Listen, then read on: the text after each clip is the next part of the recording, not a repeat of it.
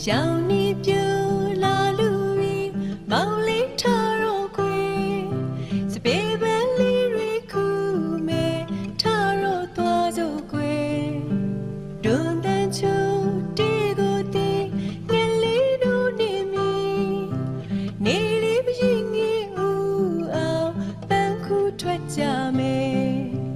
ဖူးပွင့်နေစပေးလေးရဲ့ဘယ်အတွက်ကြောင့်များမွေးရတယ်ဖြူစင်စိတ်ထားရှိ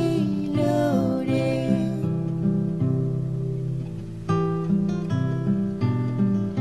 စပယ်လို့စင်မဲမွေးပြန်အောင်ဖြူစင်စိတ်ထားရှိရမယ်